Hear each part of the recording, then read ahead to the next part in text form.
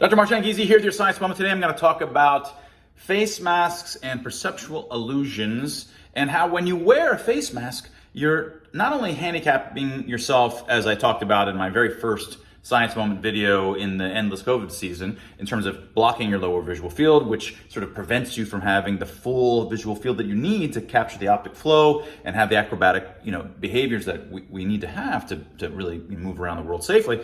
But it's one particular facet that you're handicapping yourself is your ability to see the optic flow that's coming, most of which is in your lower visual field. But before getting into that, let's just look at an illusion by Kitaoka.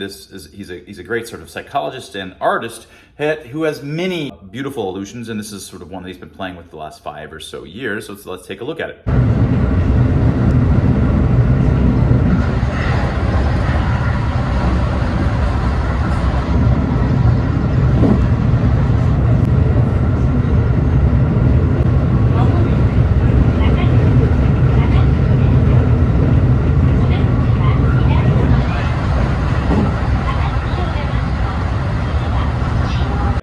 So what you see in this illusion is that, well, he's just sitting in a train and he's pointing his camera forward. And when the camera is not zoomed in, you can see the train's booking along pretty fast. But when he zooms in, and so he's restricting his visual field to a sort of a smaller portion of it, it appears that the train is going more slowly.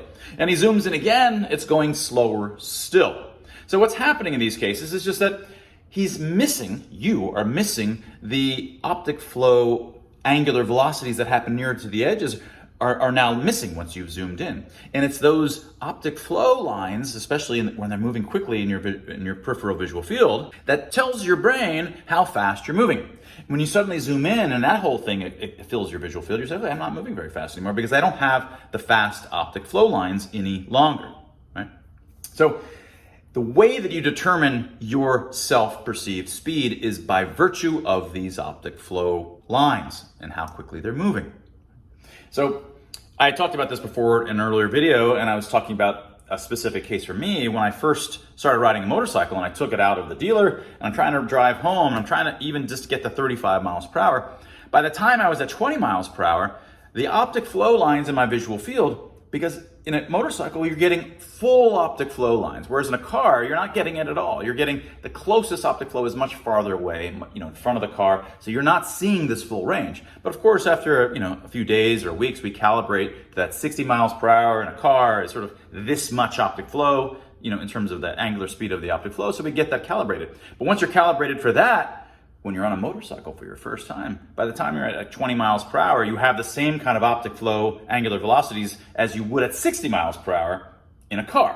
So by 20 miles per hour, I could barely will myself to go any faster because my brain was telling me I'm already going 60, but of course I wasn't. You have immense trouble overriding these cues because it's those cues that your brain uses to tell you how fast you're moving. So now, what happens if you put a mask on? Right? When you put a mask on, you're covering your lower visual field. Not your entire lower visual field, but the peripheral versions for which you're not usually consciously aware. And in that lower visual field, in addition to seeing curbs approach and all these sorts of things, you're getting your fastest optical flow occurs there because you're just about to pass it. It's really slow optic, in terms of its angular change, and then fast as it goes by you. That's how it works. So when you're covering that portion, you're covering parts of your visual field where the optic flow is moving fastest, and that's equivalent to, in this illusion by Kitaoka, to zooming in. As far as we're concerned in terms of this illusion, it's like zooming in. And so in this zoomed in state, you appear to be moving more slowly than you actually are. And so what does your brain want to do in that case? Well, it's the opposite of what I wanted to do when I was on a motorcycle. You'll be willing to move faster. So I got to speed up. I'm not getting the typical optic flow cues that I'm used to. So if you wear a mask, and you're not particularly calibrated, what are you going to do? You're going to start moving faster than you otherwise should because you're happy to continue to move forward until you get the kinds of optic flow speeds that you're calibrated to. I want to go to typical walking speed or a quick walk. Well, I got to go a little bit faster to get that same optic flow. This is going to encourage people to move more quickly and more dangerously, and not to mention they're not even seeing the stuff that's approaching them. So this is a nice way to see in a really strong illusion what's happening to a less strong extent when folks were wearing masks all day, every day, as they went around the world.